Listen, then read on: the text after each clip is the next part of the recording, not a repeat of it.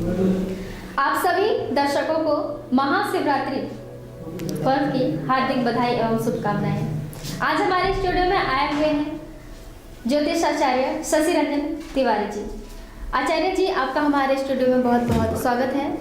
तो आज हम बात करेंगे शिवरात्रि पे दूध का महत्व। देखिए क्या है कि शिवरात्रि में दूध जो है बहुत महत्वपूर्ण हो जाता है। बिना दूध के हम शिवरात्रि की बहुत सारी क्रिया या कहीं की कोई भी क्रिया हम संपन्न नहीं कर सकते हैं, क्योंकि शिव जी को हम चंद्रमौलेश्वर भी बोलते हैं। ठीक, वो चंद्र से पूरी तरह रिलेटेड हैं। तो हम जब दूध चढ़ाते हैं तो हम चंद्र ग्रह जो शिव से रिलेटेड है वो शांत होते हैं। ठीक, और हुआ क्या था कि पुरानी काल में शिव जी ने, जैसे हम जानते हैं, शिव जी ने विष का पान किया था। तो जब कोई भी इंसान विष खाता है या विष पान करता है, उसको आप दूध पिलाते हैं तो उसकी विष जो है शांत होती है। इसलिए शिव जी को हम विशेष तौर पे दूध चढ़ाते हैं। और दूसरी बात कि जब हम दूध चढ़ाते हैं तो हमको दूध सिर्फ सिंपल दूध नहीं चढ़ाना है, हमें दूध में थोड़ी सी जल की मात्रा भी डालनी पड़ेगी। ठीक, पहली चीज़। दूसरी चीज़ जो है, जो भी स्त्री हैं, खासकर कुंवारी स्त्रियाँ, वो शिव जी की लिंग की परिक्रमा नहीं करेंगे। ठीक, ये उनको विशेष हिदायत देने की कोशिश कर रहा हूँ। और थर्ड, आप क्या है कि शिवलिंग में चढ़े हुए कोई भी प्रसाद आप प्रसाद चढ़ा सकते हैं, लेकिन उस प्रसाद को ग्रहण नहीं करना है। ठीक आचार्य जी, जो शुभ मुहूर्त है पूजा का, वो क्या क्या है? देखिए, शिवरात्रि में टोटल हमारे 8 मुहूर्त बनेंगे। जो पहला मुहूर्त होगा, जो सबसे सुबह का मुहूर्त होगा, वो होगा 3:38 पे। देखिए, मैं जो बता रहा हूँ 3:38, यानी कि शुरुआत उस समय कर सकते हैं। उसके बाद आप कितना भी लंबा खींच सकते हैं, दिन भर भी खींच सकते हैं, लेकिन जो शुरुआती समय आपको इसे बता रहा हूँ मैं, तो 3:38 एकदम प्रातः। ठीक, और दूसरा मुहूर्त जो बनेगा वो है सुबह सूर्योदय के बाद 6:38, 6:38। और उसके बाद जो तीसरा मुहूर्त बनेगा जो, वो है 9:38। ठीक, और जो चौथा मुहूर्त बनेगा वो है 12:38 पे दोपहर। ठीक, और जो उसके बाद दोपहर बाद जो मुहूर्त बनेगा वो होगा 3:38 पे। और संध्या समय में क्या है कि जैसे ऑफिस के बाद आप आते हैं, लेट हो जाता है क्योंकि ऑफिस तो 5 बजे बाद ही बंद होगी। उस समय आप क्या है कि जो ऑफिस वर्कर्स हैं उनके लिए क्या है कि एक मुहूर्त जो है वो है 6:39 पे आपको एक मुहूर्त और बनता है। और फिर रात्रि मुहूर्त में 2 मुहूर्त बच जाते हैं आपके, वो है 9:40 पे, और एक है 12:31 से लेके 12:49 तक। आगे बाद में टोटल 8 मुहूर्त जो हैं शुरुआती मुहूर्त बनते हैं आपके शिवरात्रि के। और ये ग्रहों में चंद्र का क्या? देखिए, ग्रहों में जो चंद्र है वो हमारे मानसिक स्थिति पे डिपेंड करता है। हमारे चंद्र यदि कमज़ोर है तो हम मन से कमज़ोर हो जाते हैं। ठीक, और अक्सर हमारी माँ से पड़ती नहीं है, जो चंद्र भी क्योंकि माँ ही है। सूर्य जैसे शिव जी चंद्र से रिलेटेड करते हैं, वैसे हम माँ को भी चंद्र से रिलेटेड करते हैं। और सबसे ज़्यादा क्या है कि चंद्र ऐसा ग्रह है जो 2.5 दिन में अपनी जगह बदल देता है। तो हमारी कोई भी प्लानिंग हम करते हैं, अक्सर क्या है कि हम प्लानिंग सक्सेस नहीं होती, क्योंकि 2.5 दिन में हमारी प्लानिंग चेंज हो जाती है। ये नहीं वो नहीं ये। तो हम चंद्र को जब स्ट्रॉन्ग करेंगे तो हमारा मन स्ट्रॉन्ग होगा, और जब हमारा मन स्ट्रॉन्ग होगा तो हम स्थिर होकर कोई भी काम को हम कर सकते हैं। तो रही बात कि हम शिवरात्रि में चंद्र को कैसे मजबूत करेंगे, तो हम आपको आज हम बताएंगे कि जैसे आपकी कुंडली है, आप कुंडली को निकाल लीजिएगा, क्योंकि कल मुहूर्त है शिवरात्रि का चालू हो जाएगा। तो आप कुंडली निकाल लीजिएगा। कुंडली में टोटल 12 खाने होते हैं। आप गौर कीजिएगा, जो आप जब खाने देखेंगे तो हर खाने में अलग अलग जगह में चंद्र लिखा होगा और साथ में नंबर्स लिखे होंगे। ठीक, तो हम बताएंगे कौन से नंबर्स में जब चंद्र होंगे तो कौन से उपाय करने हैं। घर में बहुत सारे सदस्य रहते हैं तो सबके उपाय अलग अलग होंगे। यदि आपकी पत्नी का चंद्र सप्तम में है तो उसका उपाय अलग होगा, जिसका लग्न में है उसका उपाय अलग होगा। लग्न पहला जहाँ 1 लिखा हुआ है उसको लग्न बोलते हैं, तो लग्न का उपाय अलग होगा। ठीक, तो हम आज आपको बता देंगे कि कौन से लग्न में चंद्र कहाँ बैठे हैं, तब उसका उपाय आप कर लेंगे। यदि आपके पास कुंडली नहीं है तो आप अपने पंडित जी को बोल के या आपके करीबी जो भी ज्योतिषाचार्य होंगे उनसे आप पूछ सकते हैं कि मेरा चंद्र कौन से स्थान में बैठा हुआ है। वैसे सबकी कुंडली बनी रहती है, आप अपने घर में जाइए और मम्मी पापा से मांगिए और कुंडली निकालिए। लग्न कुंडली लिखी हुई वहीं पे आप चंद्र देखिएगा, चंद्र कहाँ मौजूद है उस हिसाब से आप उपाय मेरे कहे अनुसार कीजिएगा। तो आपको आजीवन, मैं 2 दिन 4 दिन की बात नहीं बता रहा हूँ, मैं आजीवन आपको चंद्र का सर्वश्रेष्ठ फल मिलेगा। आइए आपको बताता हूँ मैं चंद्र पहले स्थान का फल जो आपको मिलेगा। तो हम बताते हैं लग्न में जब चंद्र पहले स्थान में हो तो हम क्या उपाय करेंगे। ठीक, तो लग्न में यदि चंद्र बैठे हुए हैं तो आप क्या है कि शिव जी को जल जरूर चढ़ाइएगा। साथ में आप बरगद वृक्ष को भी जल चढ़ाने के बाद में मिट्टी को अपने माथे पे लगा लीजिएगा, तो आपका चंद्र मजबूत हो जाएगा। ठीक, अब आते हैं चंद्र दूसरे नंबर पे, दूसरा स्थान में चंद्र आपका है मौजूद कुंडली में, तो आप क्या करेंगे, शिवलिंग में जल चढ़ाने के अलावा आप पीपल वृक्ष पे भी आप जल चढ़ाएंगे। इसका विशेष ध्यान रखिएगा, पीपल वृक्ष, बरगद नहीं, पीपल। अब आते हैं तीसरा स्थान, चंद्र यदि तीसरा स्थान पे है तो आपको जल नहीं चढ़ाना है शिव जी को, दूध भी नहीं चढ़ाना है, आपको सिर्फ हनुमान मंदिर में जाके दूध छोड़ देना है। दूध मतलब कि दूध का पैकेट भी हो सकता है, दूध पॉलिथीन बैग में भी कर सकते हैं, दूध को ग्लास चाहे लोटा में करके छोड़ देना है, लेकिन ग्लास लेके वापस लेके नहीं आना है, वहीं छोड़ देना है आपको।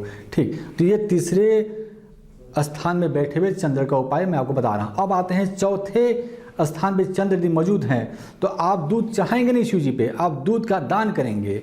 अब दान किसको करेंगे, तो आप या तो शिव मंदिर में छोड़ दीजिए, या शिव मंदिर के बाहर जो भी भिक्षा के लिए बैठे रहते हैं उनको आप दूध दे सकते हैं, तो आपका दूध का दान हो जाएगा। अब आते हैं पंचम स्थान में चंद्र आपका है, तो आपको क्या करना है कि दूध को बहते हुए पानी में बहाना है। ठीक, शिव जी को दूध चढ़ाया आप और फिर दूध लिए, उसको बहते हुए पानी में, नदी में, उसमें तालाब में नहीं, बहते हुए पानी में, झरना हो गया, कोई बहता पानी हो, वहाँ पे आप दूध को चढ़ाएंगे तो आपको क्या होगा कि आपका चंद्र मजबूत हो जाएगा। ठीक, अब आते हैं छठे स्थान पे, यदि छठे स्थान पे आपका चंद्र है तो आपको जल बिल्कुल भी नहीं चढ़ाना है शिव जी को। ठीक, आप सिर्फ मंदिर में जाएंगे, मंदिर के बाहर आप खड़े होकर शिव जी को प्रणाम करेंगे और वापस चले आएंगे क्षमा याचना करते हुए, लेकिन दूध आप नहीं चढ़ाएंगे, क्योंकि आपका जो छठे स्थान पे जो चंद्र है वो शत्रु में बैठा हुआ है, शत्रु स्थान पे, जो आपको हानि पहुंचाएगा। जब आप चंद्र का दान करना शुरू करेंगे तो आपको बहुत ही ज़्यादा हानि पड़ाएगी, जिसकी वजह से आपको कोर्ट केस मुकदमा से लेके परिवार में झगड़ा तक, ठीक, कई बार मानसिक स्थिति इतनी बिगड़ जाती है कि हम पागल तक हो जाते हैं। ठीक, तो आप एकदम दूर रहेंगे चंद्र से। ठीक, अब आते हैं चंद्र सप्तम में। चंद्र सप्तम में बहुत ही अच्छा मानते हैं ग्रहों में, चंद्र सप्तम बैठा हुआ है तो ये पत्नी का भाव है, पार्टनर का भाव है, वहाँ पर आपको सुंदर पत्नी प्राप्त होती है, तो आप वहाँ आप विशेष उपाय नहीं करनी। हाँ, लेकिन आप वहाँ पे सुरक्षा की भावना जो आपके अंदर रहती है, आप असुरक्षित महसूस करते हैं, तो आप वहाँ पे शिव जी से बोलेंगे कि शिव जी मुझे सुरक्षा प्रदान करे। ठीक, आप दूध दान कर सकते हैं। और दूसरी चीज़, आप माता के चरण जरूर धोइएगा दूध से। शिव जी को दूध चढ़ाने के बाद में आप माता के चरण भी धोएंगे। अब आते हैं चंद्र अष्टम स्थान, जिसको हम मृत्यु स्थान भी बोलते हैं।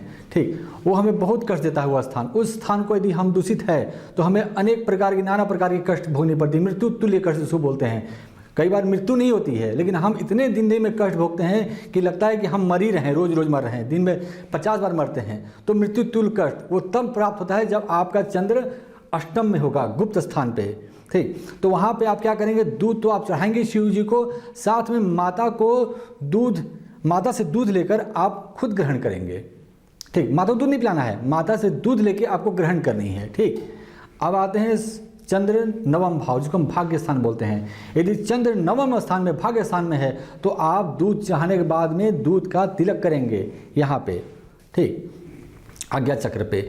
और अब आते हैं दसम स्थान, जिसको हम हमारी नौकरी के स्थान, हमको नौकरी प्राप्त नहीं हो रही है, नौकरी लग नहीं रहा, हम परेशान है, यहाँ वहाँ दौड़ रहे हैं, नौकरी में स्थिरता चाहते हैं आप, तो आप 10वें स्थान में जब चंद्र है तो वहाँ दूषित है, इसलिए आपको नौकरी लग नहीं रही है, तो आप कहेंगे 10वें चंद्र का उपाय करेंगे, जिसमें क्या है कि आपको दूध तो चढ़ाना ही है, लेकिन याद रखना है कि दूध पीना कभी नहीं है आपको, खासकर रात्रि प्रहर में, संध्या के बाद से लेकर सूर्योदय तक आप बिल्कुल भी कभी भी, आजीवन, मैं ये शिवरात्रि का सिर्फ नहीं बता रहा हूँ, आजीवन आप दूध रात्रि को ग्रहण नहीं करेंगे, क्योंकि जब जब आप दूध ग्रहण करेंगे तब तब आप विष का ग्रहण कर रहे हैं, आप समझ लीजिए, और आपको उतना ही कष्ट उठाना पड़ेगा जैसे विष पीने के बाद में एक इंसान को कष्ट उठाना पड़ता है। वो बहुत तड़पता है, बहुत बेचैन रहता है और उसकी मृत्यु तक हो जाती है। तो आप विशेष ध्यान रखिएगा। ठीक, ये हो गया 10वें स्थान का। अब आपको हम बताते हैं 11वें स्थान, एक्स्ट्रा इनकम।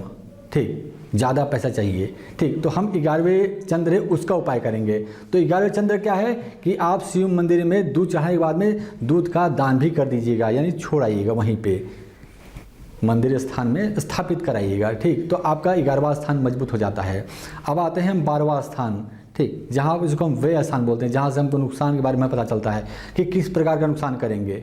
ठीक, संपत्ति बर्बाद कर देना, संपत्ति बेचवा देना, ज़मीन बेचवा देना, नाना प्रकार के पैसे बर्बाद करना। ठीक, हानि, तो वहाँ पे हम उसको ठीक करने के लिए हम क्या करते हैं कि दूध तो चढ़ाते ही हैं, साथ में हम बारिश का पानी आप इकट्ठा कर लीजिए। अभी बारिश हो भी रही है 2-3 दिन से, आपका लक अच्छा है आप लोग का कि बारिश हो भी रही है। तो जिसकी 12वां स्थान में चंद्र है वो बारिश का पानी इकट्ठा करके एक शीशे के पात्र में रख के अपने घर में किसी भी कमरे में कोने में रख देंगे। तो इससे क्या है कि आपका चंद्र 12वां स्थान में जो नुकसान पहुँचा था वो नुकसान नहीं पहुँचाएगा और स्थापित हो जाएगा आपके घर में।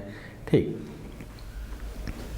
इसे सब है। गुरुदेव, अभी कोरोना में सब लोग बहुत परेशान हैं जी। तो व्यापारियों के लिए क्या सही रहेगा इस महाशिवरात्रि में? देखिए क्या है कि कोरोना में सिर्फ व्यापारी नहीं, हर इंसान परेशान रहा है, नाना प्रकार की परेशानी आई। ठीक, आर्थिक जब संपन्नता जब आपकी खराब होने लगती है या आर्थिक स्थिति खराब होती है तो हमें नाना प्रकार की हमें समस्या झेलनी पड़ती है। ठीक, बीमारी है, कष्ट है, ये है वो है। तो मैं आपको एक ऐसा उपाय बताऊंगा जो सिर्फ शिवरात्रि में होगी ना, बाकी कभी नहीं होगी। ये साल में सिर्फ एक बार ये उपाय होगा। उसमें क्या है कि आप धतूरा लेंगे और उसको क्या करेंगे, हल्दी के पात्र में, हल्दी के पात्र मतलब कि हल्दी, घोला हुआ हल्दी किसी कटोरी में रहेगा, उसमें आप पूरे धतूरा को डुबो देंगे। ठीक, डुबोने के बाद में आप क्या करेंगे, शिवलिंग पे आप चढ़ा देंगे। ठीक, और शिवलिंग में चढ़ाने के बाद में ये क्रिया देखिए, याद रखिएगा ठीक 12 बजे होगी रात्रि को, बाकी समय नहीं होगी, दिन में नहीं करेंगे इस उपाय को, क्योंकि विशेष क्रिया है ना। तो विशेष क्रिया रात्रि को ही होती है। अक्सर आप सुनते हो तांत्रिक रात को जगते हैं, क्यों जगते हैं? क्योंकि वो विशेष समय होता है, जब दुनिया सोती है तो वो जागते हैं विशेष पाने के लिए। तो आप रात्रि के समय 12 बजे आप क्या कीजिएगा कि वहाँ पे आपने शिवलिंग पे रखा और 10 मिनट अपने जो भी परेशानी होगी आप शिव जी से कहेंगे, मंत्र जाप भी कर सकते हैं, नहीं तो आप सिर्फ अपनी बात कहिएगा शिव जी से, हे शिव जी मुझे ये कष्ट है, ये कष्ट है और मुझे आप बचा लीजिए। 10 मिनट करने के बाद में आप धतूरा को ले लेंगे और लेने के बाद में एक लाल रंग के कपड़े में आप धतूरा रखेंगे और उसको बांध के अपने तिजोरी में या फिर जहाँ भी आप विशेष वस्तु रखते हैं या घर का कोई विशेष स्थान जहाँ पे, वहाँ पे आप उसको रखेंगे तो धन स्थान में धन बढ़ेगा। ठीक, घर में कहीं भी रख देंगे तो आपके घर में जो भी क्लेश दुख है वो धीरे धीरे आपके पास ऑन हो जाएंगे, बाहर चले जाएंगे। ठीक, आज हमारे स्टूडियो में आप आए अपना समय निकाल के, उसके लिए बहुत बहुत जी धन्यवाद।